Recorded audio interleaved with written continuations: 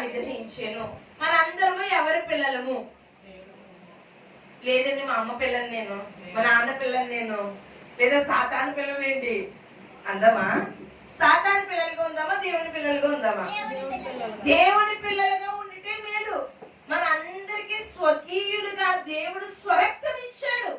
ఈ రోజు నీ కోసం నా కోసం సిలువలో కార్చాల్సిన పని ఆయనకి లేదు. కానీ నిన్ను నన్ను రక్షించడానికి, స్వకీయ జనులుగా చేసుకోవడానికి తన స్వరక్తాన్ని కార్చాడు, సొంత రక్తాన్ని కార్చాడు, సొంత తన ప్రాణాన్ని స్వకీయులుగా మన అందరినీ చేర్చుకోవడానికి, సొంత ప్రజలుగా ఆయనకి మనం అంగీకారంగా ఆయనలో ఐక్యమైపోవడానికి ఆయన అంటున్నాడు. చూడండి, ఎందరైతే తనను అంగీకరించెదరో వారందరికీ, అనగా తన నామమందు విశ్వసించిన వారికి.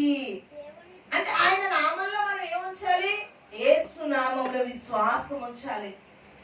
విశ్వాసులుగా మనము ఏదో పేరుకి నామకార్థ క్రైస్తవులుగా కాదు, కానీ స్వకీయ జనులుగా, సొంత జనులుగా, ఒక కుటుంబముగా మనందరం ఏ కులస్తులము? క్రీస్తు కులస్తులము.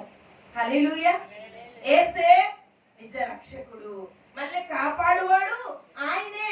మన కొరకు తన సొంత ప్రజలు అంగీకరించుదురు. అంగీకరించడం ఏంటి?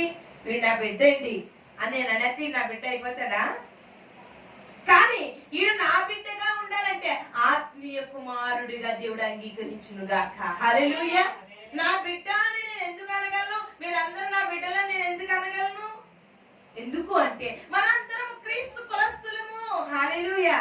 మన తండ్రి అయిన దేవుడి కుమారులుగా, కుమార్తెలుగా మనం అందరము ఏక కుటుంబముగా, భేదమే లేదు. చిన్న పెద్ద, ధనవంతులు, నల్లగొనో తెల్లగొనో కాదు కావాల్సింది, ఒకే కుటుంబముగా మన అందరం. అక్కడ అందుకే అంటున్నాడు, ఎందరు అంగీకరించుదురో అనగా తన నామమందు విశ్వసించిన వారికి. దేవుని పిల్లలుగా మనం అందరం ఎవరి పిల్లలుగా ఉండాలండి? దేవుని పిల్లలగుటకు ఆయన అధికారమును అనుగ్రహించెను. వారు దేవుని వలన పుట్టిన వారే గాని శరీరీచ్ఛల వలనైనను మనోవాంఛల వలనైనను పుట్టిన వారు కారు. మన అందరూ ఎవరి వాంఛ, ఎవరి కోరికల వలన అంటే దేవుని పిల్లలుగా ఆయన అధికారములో, ఎవరు? కృపా సత్య సంపూర్ణుడిగా మన మధ్య నివసించెను. వాక్యమే దేవుడని రాత్రి చెప్పుకున్నాం. ఇప్పుడు ఆయనే మన మధ్య ఏం చేస్తున్నాడు? నివసించుచున్నాడు. ఈ మాటలన్నీ ఎవరివి? పరిశుద్ధుడైన దేవుని మాటలు. పరిశుద్ధుడైన మన అందరినీ ఎలా మార్చాలనుకుంటున్నాడు?